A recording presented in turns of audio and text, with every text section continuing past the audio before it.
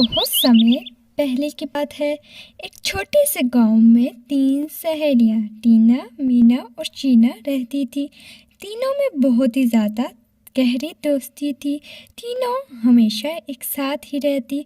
वो कहीं भी जाती तो हमेशा साथ ही जाया करती थी। तीनों सहेलियों में मीना सबसे ज़्यादा समझदार और दयालु लड़की थी। फिर एक दिन, अरे टीना और मीना, गांव के किनारे में जो जंगल है वहाँ पर जादुई नदी बहती है। मैंने भी सुना है, लेकिन वो जंगल बहुत ही खतरनाक है, जिस वजह से आज तक कोई भी उस नदी तक पहुँच नहीं पाया। क्यों ना हम तीनों मिलकर उस जंगल में जाकर उस जादुई नदी को ढूंढें। अरे ज़रा सोचो, अगर हमें वो जादुई नदी मिल गई, हम बहुत ही जल्दी माला माल हो जाएंगे। क्यों मीना, तुम क्या कहती हो? वो तो है, लेकिन मुझे बहुत ज़्यादा डर लग रहा है।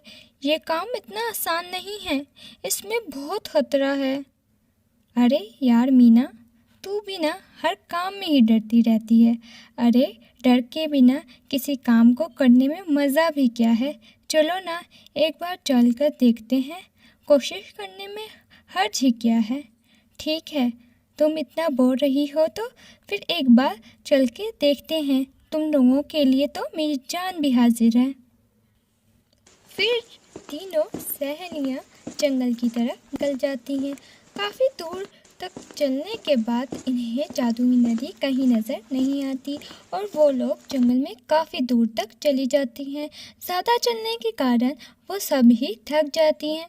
यार, मुझे अब और नहीं चला जाएगा, मेरे पाँव में बहुत ज़्यादा दर्द हो रहा है।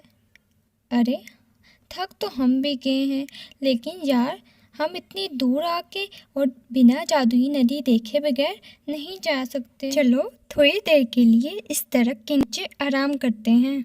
हाँ ठीक है, चलो। फिर तीनों दोस्तें उस दरख्त के नीचे बैठकर आराम करने लगती हैं।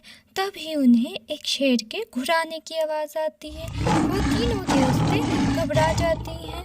दोस्तों जल्दी चलो, यहाँ पर तो शेर है। अब यहाँ पर रुकना खतरे से खाली नहीं है, हमें जल्दी से इस जगह को छोड़ के जाना ही पड़ेगा। वो तीनों दोस्तें वहाँ से भागने लगती हैं। वो काफ़ी दूर निकल जाती हैं, लेकिन उन्हें जादुई नदी कहीं नहीं मिलती। यार, हम इस जंगल में फंसते जा रहे हैं। हमें इतनी देर हो गई है, हमें कहीं भी जादुई नदी नहीं मिली। जादुई नदी तो छोड़ो, हमें मामूली नदी भी नहीं मिली। अब हम इस जंगल से बाहर कैसे निकलेंगे? दोस्तों मुझे माफ़ कर दो, अब तो मुझे भी डर लगने लगा है। अब मुझे यकीन हो गया है, कोई जादुई नदी नहीं है, ये सब अंधविश्वास है और हमें इन्हें सच मानकर इस घने जंगल में आ गए हैं। अब हमारा क्या होगा? अब हम घर कैसे जाएंगे? नहीं यार, ऐसा मत बोल। लोग बिला वजह ऐसे कुछ नहीं बोल सकते। इनकी बातों में कुछ ना कुछ सच्चाई हो सकती है। जादुई नदी है तभी तो लोग इनका जिक्र करते हैं। मुझे लगता है जादुई नदी यहीं कहीं है। तुम्हें अब यकीन है तो तुम ही ढूंढो। मैं बहुत ज़्यादा थक गई हूँ, मैं यहाँ बैठकर आराम करती हूँ। अब हमें इस जंगल से वापस जाने का रास्ता ढूंढना होगा। तभी मीना को पानी की आवाज़ आती है। दोस्तों तुमने सुना? पानी के बहने की आवाज़ आ रही है। समझो जादुई नदी मिल गई है। हाँ, आवाज़ तो पानी के बहने की हमें भी आ रही है। फिर चलो आवाज़ की तरफ बढ़ते हैं। समझो जादुई नदी मिल गई। इतना बोलकर वो तीनों दोस्तें उस पानी की आवाज़ का पीछा करने लगती है। कुछ दूर जाने के बाद वहाँ इन्हें कोई एक नहीं नदी बल्कि 3 जादुई नदियाँ नज़र आती हैं। तीनों दिखने में बहुत ज़्यादा अद्भुत थी। तीनों सहेलियाँ उस नदी को देखकर झूम उठती हैं। उनकी खुशी का तो कोई ठिकाना ही नहीं रहता। तभी वहाँ पर एक आवाज़ आती है, इस जादुई नदी में तुम तीनों का स्वागत है। तीनों नदी में 3 कश्तियाँ लगी हैं। तुम तीनों इस कश्ती में बैठकर अद्भुत जादुई नदी का आनंद ले सकती हो।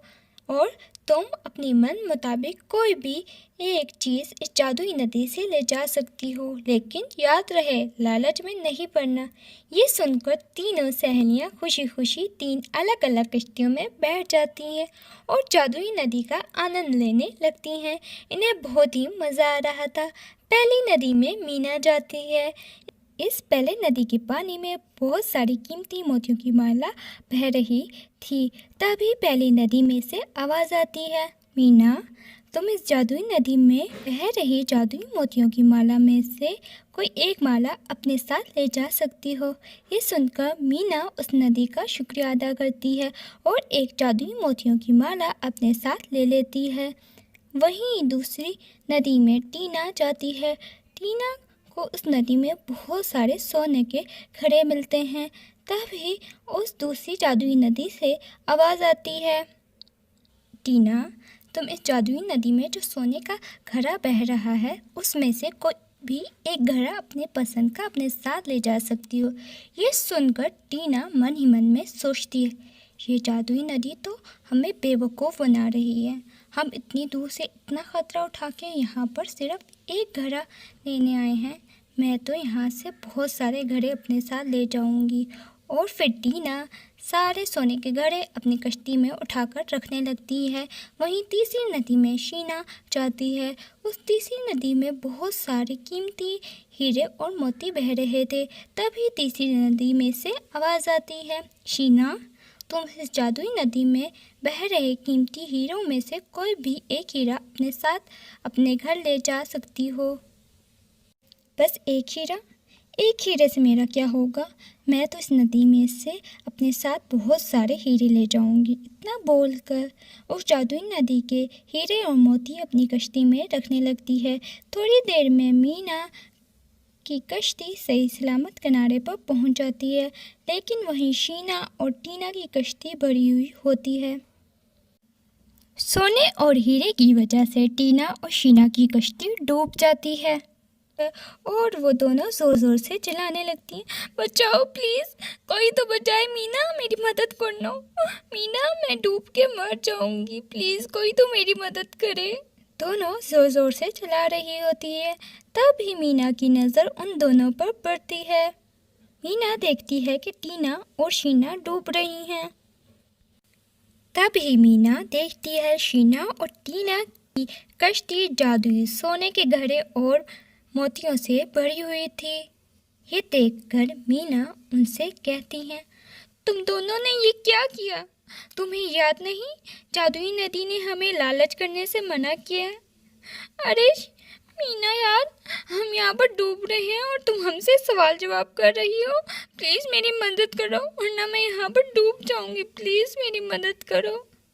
मीना अपनी दोनों दोस्तों को देखकर बहुत ज़्यादा परेशान हो जाती है और वो जादुई नदी से माफ़ी मांगती है और कहती है, ए जादुई नदी, तुम मेरी दोस्तों को छोड़ दो, अब से वो लालच नहीं करेंगी। मैं उनकी तरफ से माफ़ी मांगती हूँ, आप माफ़ कर दो इन दोनों को।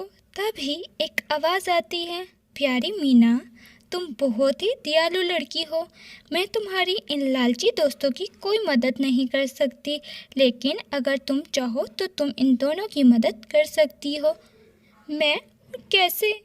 मीना, तुम्हें जो मोतियों की माला मिली है वो कोई मामूली माला नहीं, बल्कि ये एक जादुई माला है। तुम इस माला से जो भी मांगोगी वो मिलेगा। आपका बहुत बहुत धन्यवाद जादुई नदी। ए जादुई मोतियों की माला, मेरी दोनों दोस्तों को बचा लो। इतना बोलते ही वो दोनों सहेलियां उसके पास आ जाती हैं। मुझे माफ़ कर दो मीना, तुम बिल्कुल सही कहती थी, हमें कभी लालच नहीं करना चाहिए।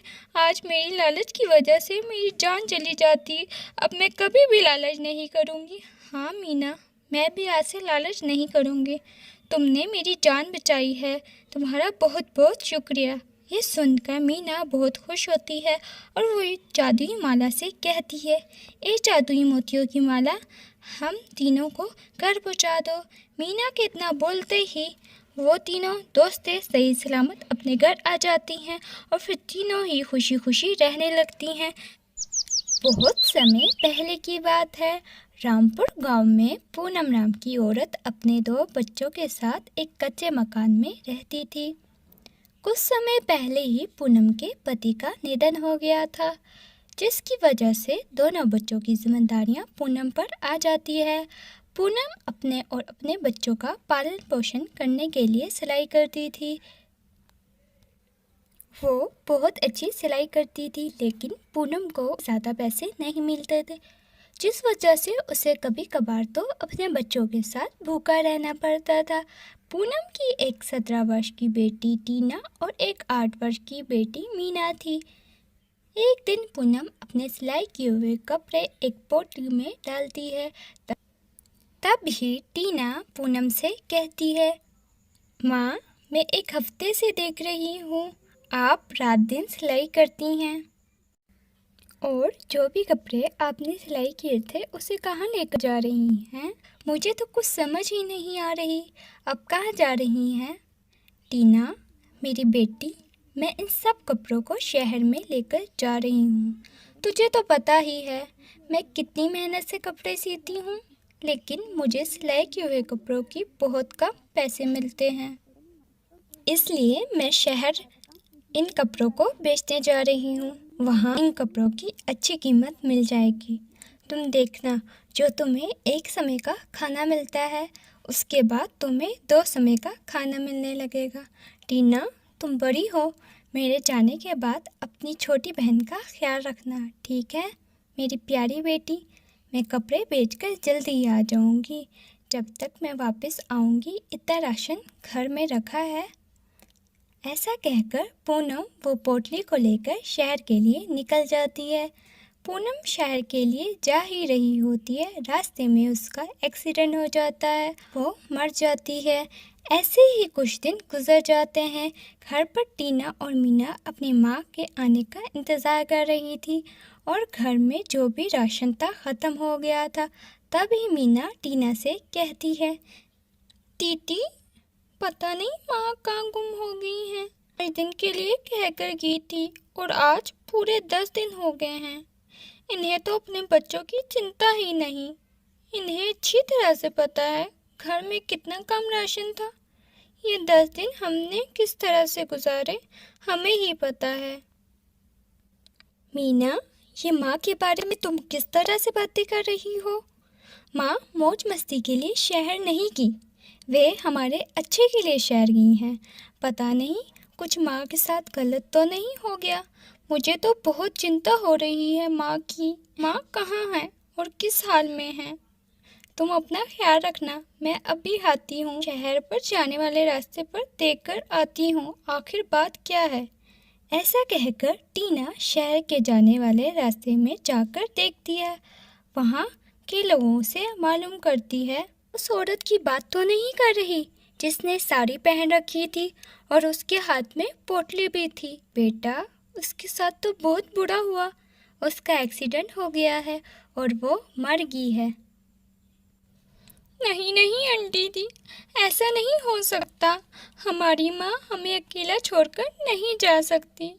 अब हम इनके बिना कैसे रहेंगे? और घर पर राशन भी नहीं है, हमारा पालन पोषण कैसे होगा? वो हमारे अच्छे के लिए शहर जा रही थी, लेकिन हमारे साथ इतना बुरा कैसे हो गया?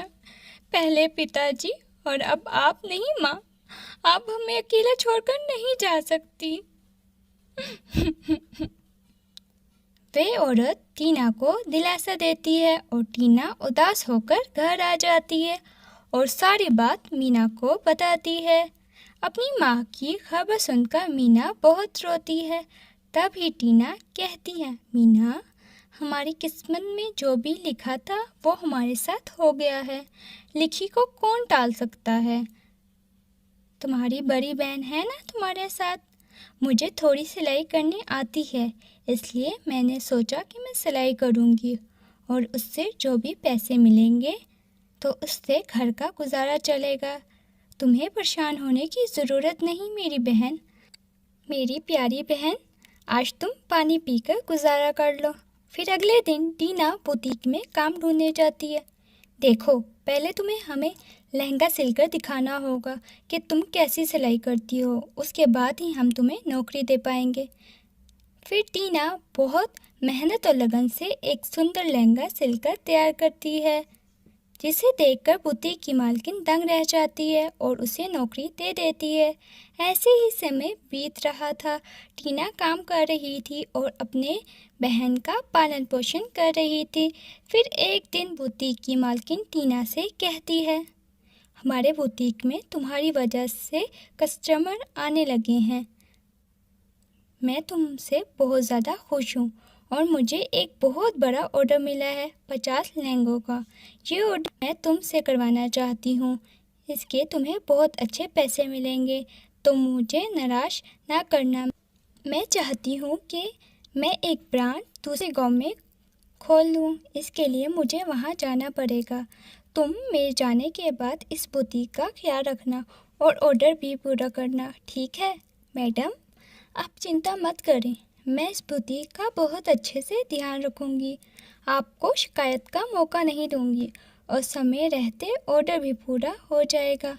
बुटीक की मालकिन वहाँ से चली जाती है। बुटीक में एक लड़की थी, काजल, जो हमेशा टीना से चलती रहती थी। तभी काजल अंजलि से कहती है, अंजलि देखो तो, हम कितने समय से इस बुटीक पर काम कर रहे हैं।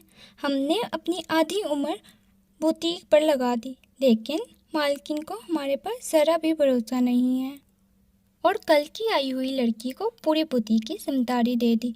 जो इतना बड़ा ऑर्डर मिला था वो भी उसे दे दिया। इस तरह तो वो हमसे कितने आगे बढ़ जाएगी। हमें इसे अभी रोकना चाहिए, वरना तो हमारा पता साफ ही समझो। हाँ काजल, कहती तो तुम बिल्कुल सही हो, लेकिन तुमसे ज़्यादा चतुर और चालाक कौन हो सकता है। अब तुम ही कोई प्लान बनाओगी। तुम इस टीना को कैसे ठिकाने पर लगाती हो? इतनी आसानी से मैं इसे रास्ते पर नहीं हटाऊंगी। पहले इसे मेहनत करने दूंगी, इसके बाद उसकी सारी मेहनत पर पानी फेर दूंगी। ये हमारे रास्ते पर आई है ना, और अपने दुश्मन को रास्ते से हटाना अच्छे से आता है मुझे। टीना बुटीक का अच्छे से ख्याल रखती है और रात और दिन सिलाई करती है और समय पर 50 लहंगे बनाकर तैयार कर देती है।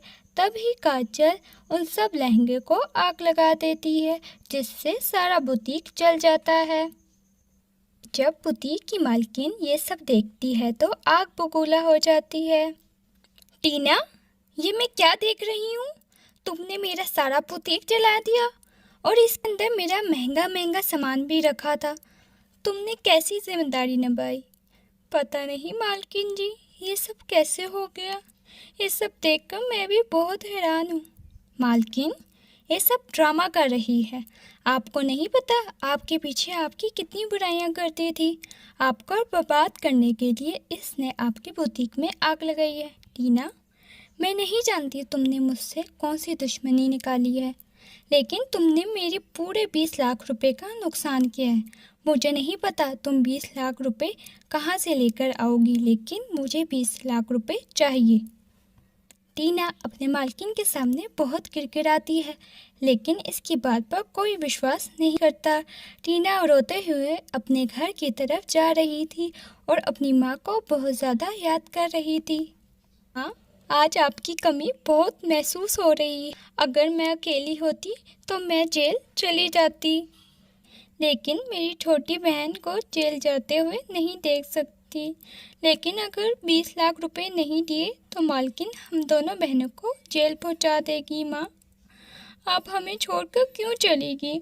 मुझे आपकी बहुत याद आ रही है। टीना बहुत रो रही थी। तभी उसकी माँ की आत्मा प्रकट होती है और कहती है, बेटा, मैं तुम्हें छोड़कर कहीं नहीं गई। मैं तुम्हारे साथ हूँ। मेरे जाने के बाद तुमने अपनी छोटी बहन का कितने अच्छे से ख्याल रखा। मुझे तुम पर गर्व है। तुम बहुत अच्छी बहन हो बेटा। मैं तुम्हें जादुई सोने और जादुई चांदी का लहंगा दे रही हूँ। जादुई सोने के लहंगे से तुम्हें बहुत सारी धन दौलत मिलेगी और जादुई चांदी के लहंगे से तुम बुटीक में जो कुछ हुआ था वो सब कुछ मालकिन को दिखा सकती हो। माँ, आपका बहुत बहुत शुक्रिया। एक माँ ही होती है, मुसीबत में अपने बच्चों के काम आती है। जादुई सोने और चांदी के लहंगे देने का बहुत धन्यवाद। फिर टीना अपनी माँ के जादुई सोने और चांदी के लहंगे को घर ले जाती है और अपनी बहन को जादुई लहंगे के बारे में बताती है। फिर टीना अपनी मालकिन के पास जाती है और इनसे कहती है, मालकिन, आपको ऐसा लग रहा है ना, मैंने आपका भरोसा तोड़ा, मैंने मेहनत नहीं की, मैंने ऑर्डर पूरा नहीं किया। आज आपको सच्चाई का पता चल जाएगा, आपके बुटीक में किसने आग लगाई है। ऐसा कहकर टीना जादुई चांदी के लहंगे से कहती है, माँ के जादुई लहंगे, मालकिन को सच्चाई दिखाओ। जादुई चांदी का लहंगा मालकिन को सारी सच्चाई दिखाता है। फिर मालकिन टीना से माफ़ी मांगती है और काजल को पुलिस के हवाले कर देती है। फिर टीना अपने माँ के जादुई सोने और चांदी के लहंगे से एक हंसी खुशी जीवन बताने लगती है। तो दोस्तों, कैसी लगी हमारी स्टोरी? अगर हमारी स्टोरी अच्छी लगी हो तो हमारे चैनल को सब्सक्राइब करना, वीडियो को लाइक शेयर करना मत भूलना और साथ में बेल आइकन भी दबा देना। तो मिलते हैं नई स्टोरी के साथ।